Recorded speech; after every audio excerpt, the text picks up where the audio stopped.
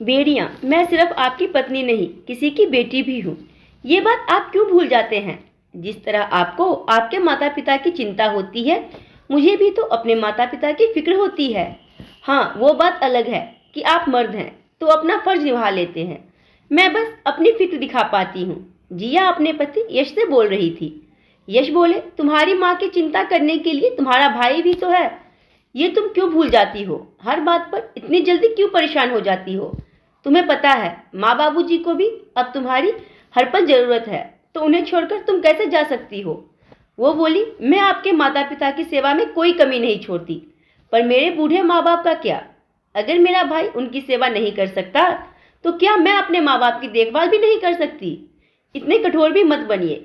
भगवान ने आपको भी बेटी दी है, जरा आने वाले समय को भी सोचिए। और वो वहां से चली गई।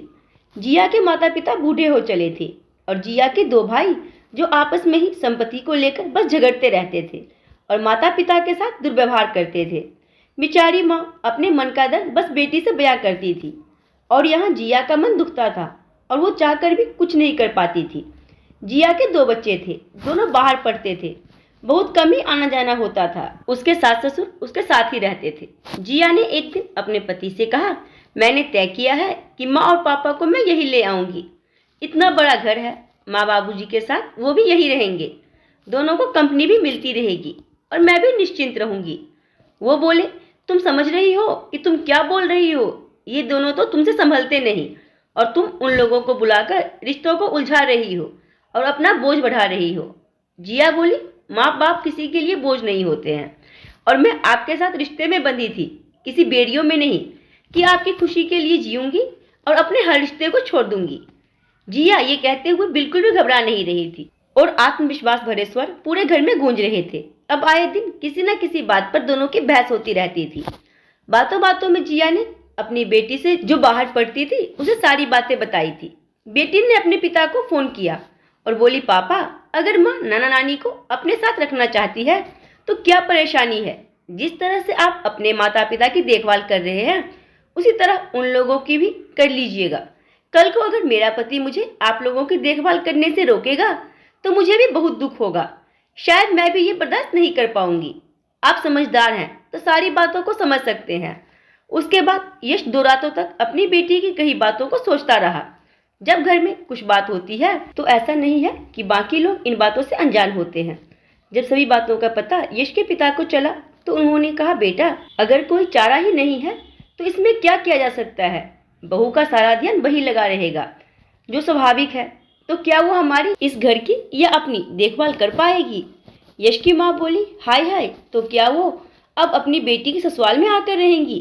भगवान ऐसे दिन किसी को ना दिखाए। तभी जिया वहां आई और बोली, माँ जी, मैं जानती हूँ उन रूढ़िवादी नियमों को जहाँ बेटी के माता पिता उसके ससुराल में नहीं रहते हैं, पर ये मेरा ससुराल नहीं, मेरा घर है। ससुराल तो उसे कहते हैं जो गांव में है, जहाँ से मेरी शादी हुई थी। यहाँ तो ये नौकरी करते हैं और घर ले लिया है। घर परिवार से बनता है, जो आप लोग हैं। मैं रिश्ते में बंधी थी, किसी बेड़ियों में नहीं कि लोग मेरी खुशियों और मेरी भावनाओं का भी मापदंड लगाएंगे।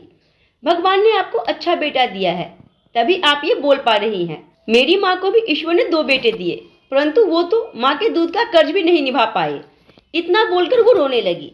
सभी ने बैठकर बात विमर्श किया और ये समाधान निकाला कि जिया के घर के सामने वाला फ्लैट उनके माता पिता के लिए लिया जाएगा, ताकि जिया दोनों परिवारों की देखभाल एक साथ करेगी और संबंधों में एक दूरी और सम्मान रूपी प्यार भी बना रहेगा।